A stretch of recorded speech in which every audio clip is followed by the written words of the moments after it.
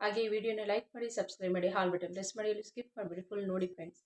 ಇವತ್ತಿನ ವಿಡಿಯೋದಲ್ಲಿ ಮನುಷ್ಯನ ದೃಷ್ಟಿ ಬಿದ್ದರೆ ಹೇಗೆ ಮನುಷ್ಯ ನಾಶ ಆಗ್ತಾನೆ, ಹಾಗೆ ದೃಷ್ಟಿ ಬಿದ್ದರೆ ಏನು ಪರಿಹಾರ ಮಾಡ್ಬೋದು ಅದ್ರ ಬಗ್ಗೆ ಮಾತಾಡೋಣ ಬನ್ನಿ ಫ್ರೆಂಡ್ಸ್. ಮನುಷ್ಯನ ದೃಷ್ಟಿ ಅಂದರೆ ತುಂಬಾ ಕೆಟ್ಟ ದೃಷ್ಟಿ, ಜೀವನನೇ ಹಾಳು ಮಾಡಿಬಿಡುತ್ತೆ. ಅಷ್ಟು ತುಂಬ ಕೆಟ್ಟ ದೃಷ್ಟಿ ಅಂದರೆ ಕೆಟ್ಟದ್ರಲ್ಲಿ ಕೆಟ್ಟದೇ ಅಂತ ಹೇಳ್ಬೋದು.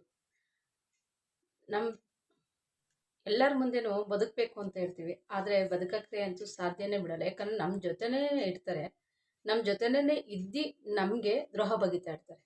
ಏನೋ ಬೆಳೆದ್ಬಿಟ್ನಲ್ಲ, ಏನೋ ಮಾಡಿಬಿಟ್ರಲ್ಲ, ನನಗಿಂತ ಮುಂದೆ ಬರ್ತಾ ಇದ್ದಾರಲ್ಲ, ಇದೇ ರೀತಿ ಅಸೂಯೆ ಪಡ್ತಾ ಇರ್ತಾರೆ, ಹೊಟ್ಟೆ ಉರಿ ಪಡ್ತಾರೆ. ಬಟ್ ಅದ್ರ ಯಾವುದೇ ರೀತಿ ನಮಗೆ ಗೊತ್ತಾಗ್ತಾನೆ ಇರಲ್ಲ. ನನಗೆ ಒಳ್ಳೇದೇ ಬಯಸ್ತಾನೆ, ನನ್ನ ಜೊತೆಲೇ ಇದ್ದಾನೆ, ಆ ರೀತಿ ನಮ್ಮ ತಲೆಯಲ್ಲಿ ನಾವು ಇಟ್ಕೊಂಡಿರ್ತೀವಿ. ಬಟ್ ಅವನು ನಮ್ಮ ಬೆನ್ನಿಂದೆ ಚೂರಿ ಆಗ್ತಾ ಇರ್ತಾನೆ, ಅದು ಯಾವುದೇ ಕಾರಣಕ್ಕೂ ನಮಗೆ ಗೊತ್ತಾಗೋದಿಲ್ಲ. ಆದರೆ ಯಾವತ್ತಾರು ಒಂದಿನ ಅದು ನಮ್ಗೆ ಹಾಗೇ ಆಗುತ್ತೆ ಅಲ್ವಾ. ಹಾಗೆ ನಮ್ಮ ಸಂಬಂಧಿಕರು ಕೂಡ ನಮ್ಮ ಬೆಳವಣಿಗೆ ನೋಡಿದ್ರೆ ಹೊಟ್ಟೆ ಉರಿ ಪಡ್ತಾರೆ. ನಮ್ಮ ಸ್ನೇಹಿತರು, ನೆರೆಹೊರೆಯವರು, ಅಕ್ಕಪಕ್ಕದಲ್ಲಿರೋ ಪ್ರತಿಯೊಬ್ಬರೂ ನಮ್ಮನ್ನ ಬೆಳೆಯೋಕ್ಕೆ ಬಿಡೋದಿಲ್ಲ. ನಾವು ಸ್ವಲ್ಪ ಇಂಪ್ರೂವ್ಮೆಂಟ್ ಆಗ್ತಾ ಇದ್ದಂಗೆ ನಮ್ಮನ್ನ ಹೇಗೆ ತುಳಿಯೋದು, ನಮ್ಮನ್ನ ಹೇಗೆ ಹಾಳು ಮಾಡೋದು ಅನ್ನೋ ರೀತಿಯೇ ಹಿಂದೆ ಯೋಚನೆ ಮಾಡ್ತಾ ಇರ್ತಾರೆ. ಮುಂದೆ ಮಾತ್ರ ನಗ್ನಗ್ತಾ ಚೆನ್ನಾಗೇ ಇರ್ತಾರೆ. ನೀನು ಹಾಗೆ ಹೀಗೆ, ನೀನು ನೀನು ಮಾಡಿದ್ದು ಒಳ್ಳೇದಾಯಿತು, ನೀನು ಇಂಪ್ರೂವ್ಮೆಂಟ್ ಆಗ್ತಾಯಿದೆ, ನನಗೆ ಖುಷಿ ಆಗ್ತಾಯಿದೆ, ಆ ರೀತಿ ಹೇಳ್ತಾನೆ ಇರ್ತಾರೆ. ಆದರೆ ಮನಸ್ಸಲ್ಲಿ ಮಾತ್ರ ನಮಗೆ ಕೆಟ್ಟದನ್ನ ಬಯಸ್ತಾನೆ ಇರ್ತಾರೆ. ಅದು ನಮ್ಗೆ ಗೊತ್ತಾಗಲ್ಲ. ಮನುಷ್ಯನಿಗೆ ನಮ್ಮ ಮುಂದೆ ಹೊಗಳಿದ್ರೆ ನಾವು ತುಂಬ ಏನೋ ಬೆಟ್ಟದ ಮೇಲೆ ಹತ್ತೋ ರೀತಿ ಇರ್ತೀವಿ. ಆದರೆ ಅವ್ರು ನಮ್ಮ ಕೆಳಗಡೆ ಪಾತಾಳಕ್ಕೆ ತುಳಿತಾ ಇರ್ತಾರೆ. ಅದು ಯಾವುದೇ ಕಾರಣಕ್ಕೂ ನಮಗೆ ಗೊತ್ತಾಗೋದಿಲ್ಲ. ಸ್ವಲ್ಪ ನಿಮ್ಮ ಅಕ್ಕಪಕ್ಕದಲ್ಲಿ ಇರೋರ ಬಗ್ಗೆ ಯೋಚನೆ ಮಾಡಿ. ಯಾವ ರೀತಿ ಸ್ನೇಹಿತರಾಗಲಿ, ಸಂಬಂಧಿಕರಾಗಲಿ, ಅಕ್ಕಪಕ್ಕದವರಾಗಲಿ, ಪ್ರತಿಯೊಬ್ಬರ ಕಡೆನೂ ಗಮನ ಕೊಡಿ. ಯಾರ ಜೊತೆನಿದ್ರೂ ನಮ್ಮ ಹುಷಾರಲ್ಲಿ ನಾವಿರಬೇಕು. ಪ್ರತಿಯೊಂದು ಹೇಳ್ಕೊಳ್ಬಾರ್ದು. ನಾವು ಏನು ಮಾಡ್ತೀವಿ, ಹೇಗೆ ಮಾಡ್ತೀವಿ, ನಾವು ಮುಂದೆ ಏನೋ ಒಂದು ಕೆಲಸ ಮಾಡ್ತಾ ಇರ್ತೀವಿ, ಅದನ್ನು ಹೋಗಿ ಎಲ್ಲರ ಹತ್ರ ಹೇಳೋದು, ಮತ್ತು ಫ್ರೆಂಡ್ ಜೊತೆ ಹೇಳೋದು. ಅದು ನಾವು ಯೋಚನೆ ಮಾಡ್ತಾ ಇದ್ದೀನಿ, ಏನೋ ಇದನ್ನು ಮಾಡಿಬಿಟ್ರೆ ಅವನು ಮುಂದೆ ಬಂದುಬಿಡ್ತಾನೆ, ಅದನ್ನು ಹೇಗೆ ಹಾಳು ಮಾಡಬೇಕು ಅನ್ನೋದು ಅವನು ಯೋಚನೆ ಮಾಡ್ತಾ ಇರ್ತಾರೆ. ಆದರೆ ನೀವು ಅದನ್ನು ಹೇಗೆ ಇಂಪ್ರೂವ್ಮೆಂಟ್ ಮಾಡಬೇಕು ಅಂತ ನೀವು ಯೋಚನೆ ಮಾಡ್ತಾ ಇರ್ತೀರ. ಅದಕ್ಕೆ ಹೇಳೋದು, ಯಾರ ಹತ್ರನೂ ನಾವು ಏನು ಮಾಡ್ತೀವಿ ಮುಂದಕ್ಕೆ ಅನ್ನೋದು ಯಾರ ಹತ್ರ ಹೇಳಕ್ಕೆ ಹೋಗ್ಬೇಡಿ. ಹೇಳಿದ್ರೆ ಹಾಳು ಮಾಡೋದ್ರಲ್ಲೇ ಯೋಚನೆ ಮಾಡ್ತಾ ಇರ್ತಾನೆ. ಅವನು ಇಂಪ್ರೂವ್ಮೆಂಟ್ ಆಗಲ್ಲ, ಅವನು ಉದ್ಧಾರ ಆಗೋ ಬಗ್ಗೆ ಅವನು ಯೋಚನೆನೇ ಮಾಡಲ್ಲ. ನಮ್ಮನ್ನು ಹಾಳು ಮಾಡಬೇಕು, ನಮ್ಮನ್ನು ತುಳಿಬೇಕು, ಅದ್ರ ಬಗ್ಗೆನೇ ಯೋಚನೆ ಮಾಡ್ತಾ ಇದ್ದೀನಿ. ಅಂಥವ್ರು ಯಾವತ್ತೂ ಜೀವನದಲ್ಲಂತೂ ಮುಂದಕ್ಕೆ ಬರೋಕ್ಕೆ ಸಾಧ್ಯನೇ ಇಲ್ಲ. ಇನ್ನೊಬ್ಬರು ಹೇಳಿಗೆನ ಖುಷಿ ಪಡಬೇಕೇ ಹೊರತು ಇನ್ನೊಬ್ಬರು ಹೇಳಿಗೆನ ಅಸೂಯೆ ಪಡೋದು, ಹೊಟ್ಟೆ ಉರಿ ಪಡೋದು, ತುಂಬ ಕೆಟ್ಟದಾಗಿ ಯೋಚನೆ ಮಾಡೋದು, ಅವನ ಮನುಷ್ಯ ಯಾವತ್ತೂ ಆ ಥರ ವ್ಯಕ್ತಿಗಳು, ಆ ಥರ ಮನಸ್ಸುಳ್ಳ ವ್ಯಕ್ತಿಗಳು ಯಾವತ್ತೂ ಮುಂದೆ ಬರೋಕ್ಕಾಗಲ್ಲ, ಉದ್ಧಾರ ಕೂಡ ಆಗೋದಿಲ್ಲ. ಅದೇ ಥರ ವ್ಯಕ್ತಿಗಳು ನಿಮ್ಮ ಸುತ್ತಮುತ್ತ ಇರ್ತಾರೆ. ಹುಷಾರಾಗಿರಿ. ಯಾರ ಜೊತೆ ಸ್ನೇಹ ಬೆಳೆಸಬೇಕು, ಯಾರ ಜೊತೆ ಎಷ್ಟು ಮಾತಾಡಬೇಕು ಅಷ್ಟನ್ನು ಮಾತ್ರ ಮಾತಾಡಿ. ಪ್ರತಿಯೊಂದು ಹೇಳೋದು, ಪ್ರತಿಯೊಂದು ಮಾಡೋದು, ಆ ರೀತಿ ಅಂತೂ ಮಾಡೋಕ್ಕಂತೂ ಹೋಗಲೇಬೇಡಿ. ಹಾಗೆ ಮನೆಗೆ ಕರ್ಕೊಂಬಂದರು ಅಷ್ಟೇ, ಒಳ್ಳೆಯವ್ರನ್ನ ಕರ್ಕೊಂಡು ಬನ್ನಿ. ಒಳ್ಳೆಯದು ಮನೆಗೆ ಬಂದಿದ್ದ ತಕ್ಷಣವೇ ಹಂಗೆ ಕುತ್ಕೊಂಡಿರೋ ಜಾಗದಲ್ಲೇ ಎಲ್ಲ ಕಡೆಯೂ ಕಣ್ಣಾಯಿಸ್ಬಿಡ್ತಾರೆ. ಅಲ್ಲೇ ಮನುಷ್ಯ ದೃಷ್ಟಿ ಬಿತ್ತು.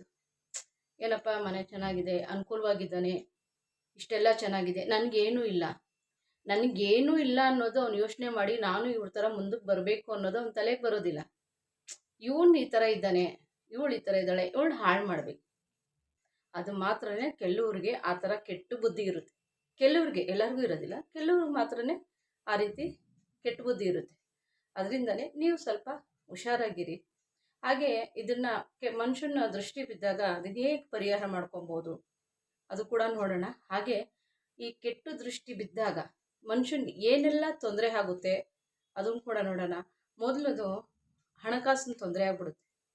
ಎಷ್ಟೇ ಸಂಪಾದನೆ ಮಾಡ್ತಿದ್ದು ಬೇಕಾದಷ್ಟು ನಮಗೆ ಸಂಪಾದನೆ ಆಗ್ತಾ ಇರುತ್ತೆ. ಸಂಪಾದನೆ ಆಗ್ತಾ ಇದ್ರೂ ನಮಗೆ ಹೇಟ್ ಹೊಡಿತಿದೆ.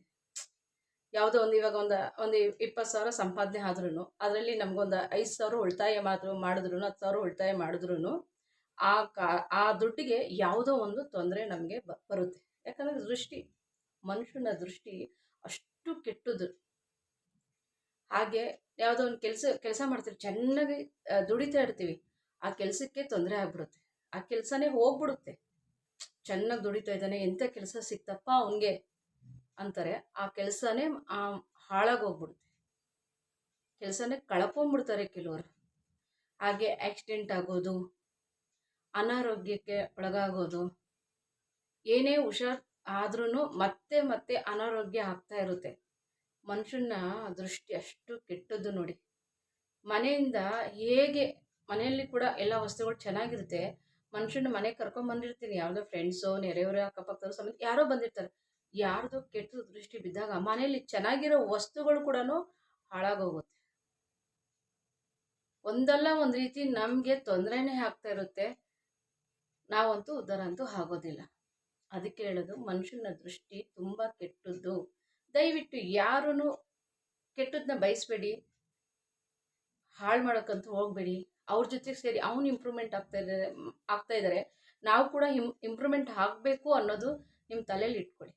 ಖಂಡಿತವಾಗ್ಲೂ ನೀವು ಈ ರೀತಿ ಇಟ್ಕೊಂಡ್ರೆ ನೀವು ಕೂಡ ಉದ್ಧಾರ ಆಗ್ತೀರಾ, ನಿಮ್ಮ ಜೊತೆಯಲ್ಲಿ ಇರೋರು ಕೂಡ ಉದ್ಧಾರ ಆಗ್ತಾರೆ.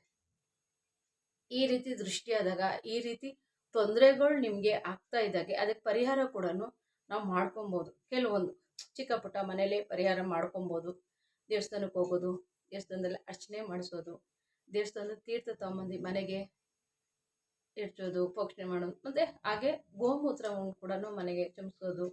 ಹಾಗೆ ಮನೆ ಒರೆಸ್ಬೇಕಾದ್ರೆ ಹಾಲು, ಉಪ್ಪು ಮತ್ತು ಅರಿಶಿನ ಹಾಕಿ ಮನೆಯ ಕ್ಲೀನಾಗಿ ಸ್ವಚ್ಛತೆ ಕ್ಲೀನ್ ಮಾಡೋದು. ಹಾಗೆ ಮನೆ ಮುಂದೆ ಕೂಡ ಬಾಗಿಲಿಗೆ ಕೆಂಬಟ್ಟೆಯಿಂದ ಉಪ್ಪು ಮತ್ತು ಅವ್ನು ಕಟ್ಟಿದ್ರೂ ಆ ಕಲ್ಲುಪ್ಪು ಹೇಗೆ ಕರಗುತ್ತೋ ದೃಷ್ಟಿ ಕೂಡ ಹಾಗೆ ಕರಗುತ್ತೆ, ಹಾಗೆ ನಮ್ಮ ಕಷ್ಟಗಳನ್ನು ಕರಗುತ್ತೆ ಅನ್ನೋ ರೀತಿ ಅದು ಆಗುತ್ತೆ ಫ್ರೆಂಡ್ಸ್. ಹಾಗೆ ಮನೆಗೆ ಅಮಾವಾಸ್ಯೆ ಹುಣ್ಣಿಮೆ ಕೂಡ ಒಂದು ನಿಂಬೆಹಣ್ಣು ದೃಷ್ಟಿ ತೆಗೆದು ಕೂಡ, ಮೊಟ್ಟೆಯಿಂದ ದೃಷ್ಟಿ ತೆಗೆದು ಕೂಡ ಮನೆಗೆ ಹೊರಗಡೆ ಹಾಕ್ಬೋದು. ಹಾಗೆ 2 ಲವಂಗನೂ ಕೂಡ ಸುಟ್ಟುಕಿದ್ರೂ ಅದು ಕೂಡ ಹೊಗೆ ಕೂಡ ಬಂದ್ರೂ ತುಂಬಾ ಪಾಸಿಟಿವ್ ಎನರ್ಜಿ ಇರುತ್ತೆ. ಆಗಾಗ ದೇವ್ರ ಪೂಜೆ ಮಾಡ್ಬೇಕಾದ್ರೆ ಆಗಾಗ ಸಾಂಬ್ರಾಣಿಯನ್ನು ಹಾಕ್ತಾಯಿರಿ, ಆಗ ಮನೆ ಫುಲ್ಲು ಪಾಸಿಟಿವ್ ಎನರ್ಜಿ ಕೂಡ ನಮಗೆ ಆದಾಗ ನಮಗೆ ಒಳ್ಳೇದು ಆಗುತ್ತೆ. ಅದೇ ರೀತಿಯೇ ಮನುಷ್ಯನ ದೃಷ್ಟಿ ಕೂಡ ಕಾಲಕ್ರಮೇಣ ಕಮ್ಮಿ ಆಗ್ತಾ ಬರ್ತಾ ಇರುತ್ತೆ. ಇದೇ ರೀತಿ ನೀವು ಮಾಡ್ಕೊತ ಬನ್ನಿ ಫ್ರೆಂಡ್ಸ್. ಪ್ರತಿಯೊಂದನ್ನು ಯಾವುದೇ ದೃಷ್ಟಿ ಆದ್ರೂ ದೇವಸ್ಥಾನಕ್ಕೆ ಹೋಗ್ತಾ ಇರಿ, ಮನೇಲಿ ಪೂಜೆ ಪುನಸ್ಕಾರಗಳು ಮಾಡ್ತಾ ಇರಿ, ಪ್ರತಿಯೊಂದು ಮಾಡ್ತಾ ಇದ್ರೆ ಮನುಷ್ಯನ ದೃಷ್ಟಿ ಅಂತೂ ಕಡಿಮೆ ಹಾಗೆ ಆಗುತ್ತೆ ಅಲ್ವಾ ಫ್ರೆಂಡ್ಸ್.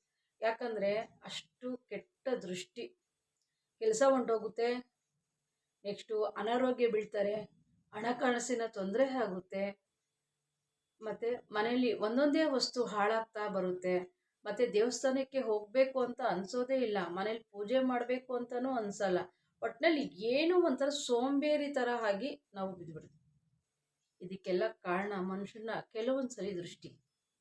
ಅದಕ್ಕೆ ಹೇಳ್ತೀನಿ, ದಯವಿಟ್ಟು ಯಾರನ್ನು ಅಷ್ಟು ಕಣ್ಣಾಕೋದು, ಹೊಟ್ಟೆ ಉರಿ ಪಡೋದು, ಅಸೂಯೆ ಪಡೋದು ಯಾವುದೇ ಕಾರಣಕ್ಕೂ ಮಾಡೋಕ್ಕಂತೂ ಹೋಗ್ಬಿಡಿ. ನೀವು ಅದೇ ರೀತಿ ಕಷ್ಟಪಟ್ಟು ಮುಂದೆ ಬನ್ನಿ. ನೀವು ಕಷ್ಟಪಟ್ಟು ಮುಂದೆ ಬರ್ತೀರೋ ನೀವು ಕೂಡ ಅದೇ ರೀತಿಯೇ ನೀವು ಕೂಡ ಇಂಪ್ರೂವ್ಮೆಂಟ್ ಆಗ್ಬೋದು. ನೀವು ಅವ್ರನ್ನ ಕೂಡ ಹೊಟ್ಟೆ ಉರಿ ಪಟ್ಟು ಹಾಳು ಮಾಡಿ ನೀವು ಕೂಡ ಹಾಳಾಗ್ತೀರ. ದಯವಿಟ್ಟು ಫ್ರೆಂಡ್ಸ್ ಈ ರೀತಿ ಯಾರಿಗೂ ಮಾಡೋಕ್ಕೆ ಹೋಗಬೇಡಿ. ನೀವು ಕೂಡ ಹಾಳಾಗಬೇಡಿ, ಅವ್ರನ್ನೂ ಉದ್ಧಾರ ಮಾಡಿ ನೀವು ಕೂಡ ಉದ್ಧಾರ ಆಗಿ ಲೈಫಲ್ಲಿ ಎಲ್ಲರೂ ಚೆನ್ನಾಗಿದ್ರೆ ನಾವು ಚೆನ್ನಾಗಿರಬೇಕು ಅನ್ನೋ ಮನಸ್ಥಿತಿನ ಬೆಳೆಸ್ಕೊಳ್ಳಿ. ಖಂಡಿತವಾಗ್ಲೂ ಎಲ್ಲರಿಗೂ ಒಳ್ಳೆಯದಾಗುತ್ತೆ. ಎಲ್ಲ ಸಂಬಂಧಗಳು ಕೂಡ ನಮ್ಮ ಜೊತೆನೇ ಶಾಶ್ವತವಾಗಿ ಉಳ್ಕೊಳ್ಳುತ್ತೆ. ಅಂದರೆ ಭೂಮಿ ಮೇಲೆ ಯಾರೂ ಶಾಶ್ವತ ಅಲ್ಲ, ಸಂಬಂಧಗಳು ಉಳ್ಕೊಳ್ಳುತ್ತೆ ಅಷ್ಟೇನೇನೆ. ಬಟ್ ಕೊನೆವರೆಗೂ ತುಂಬ ಕೆಟ್ಟದ್ದು ಮಾಡ್ತಾ ಹೋಗ್ತಾ ಇದ್ರೆ ನಮ್ಮಿಂದ ಕೆಲವರು ಕಳ್ಸ್ಕೊತಾ ಹೋಗ್ತಾನೆ ಇರ್ತಾರೆ, ನಮ್ಮ ಜೊತೆ ಕಟ್ಟಾಗ್ತಾ ಹೋಗ್ತಾ ಇರ್ತಾರೆ. ಅದರಿಂದ ಆಗ್ತಾಯಿದೆ, ದಯವಿಟ್ಟು ಎಲ್ಲರಿಗೂ ಒಳ್ಳೇದಾಗಲಿ ಅಂತ ಬಯಸಿ ನೀವು ಉದ್ಧಾರ ಆಗಿ ಅವ್ರನ್ನೂ ಉದ್ಧಾರ ಮಾಡೋಕ್ಕೆ ಬಿಡಿ. ಯಾರಿಗೂ ಹೊಟ್ಟೆ ಉರಿ ಅಸೂಯೆ ಅಂತೂ ಪಡಕ್ಕೆ ಹೋಗಬೇಡಿ. ಅವರು ಚೆನ್ನಾಗಿರಲಿ, ನೀವು ಚೆನ್ನಾಗಿರಿ, ಎಲ್ಲರೂ ಚೆನ್ನಾಗಿರೋಣ. ಹಾಗೆ ಈ ವಿಡಿಯೋ ನಿಮಗೆ ಇಷ್ಟ ಆಗಿದೆ ಅಂದ್ಕೊತೀನಿ. ವಿಡಿಯೋನ ಲೈಕ್ ಮಾಡಿ, ಸಬ್ಸ್ಕ್ರೈಬ್ ಮಾಡಿ, ಆಲ್ ಬಟನ್ ಪ್ರೆಸ್ ಮಾಡಿ, ಎಲ್ಲೂ ಸ್ಕಿಪ್ ಮಾಡಿದ್ರೆ ಫುಲ್ ನೋಡಿರ್ತೀರ ಅಂದ್ಕೊತೀನಿ. Thank you friends.